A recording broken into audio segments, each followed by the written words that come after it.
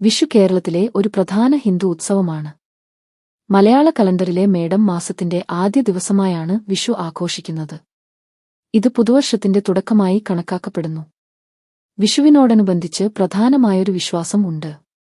വിഷു ദിവസത്തിൽ കണ്ണുതുറക്കുന്ന ആദ്യ കാഴ്ച, കണി, ആ വർഷം മുഴുവൻ ജീവിതത്തെ സ്വാധീനിക്കും. പുരാണപ്രകാരം ശ്രീകൃഷ്ണൻ നരകാസുരനെ വധിച്ച് ലോകത്ത് ധർമ്മം സ്ഥാപിച്ച ദിനമാണ് വിഷുവെന്ന് വിശ്വസിക്കുന്നു. അതുകൊണ്ടാണ് വിഷുവിൽ കൃഷ്ണനെ പ്രധാനമായി ആരാധിക്കുന്നത്. ഗുരുവായൂരിൽ ഉള്ള ഗുരുവായൂർ ക്ഷേത്രം വിഷുദിനത്തിൽ പ്രത്യേക പൂജകളും കണിയും നടത്തപ്പെടുന്നു.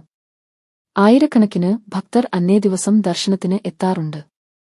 വിഷുദിനത്തിൽ കുട്ടികൾക്കും മുതിർന്നവർക്കും വിഷുക്കണി കാണിക്കൽ, വിഷുക്കൈ നീട്ടം നൽകൽ, പടക്കം പൊട്ടിക്കൽ എന്നിവ പതിവുകളാണ്. വിഷുക്കണി എന്താണ്? വിഷുക്കണി എന്നത് വിഷു രാവിലെ കണ്ണുതുറന്നപ്പോൾ ആദ്യം കാണുന്ന പുണ്യകാഴ്ചയാണ്.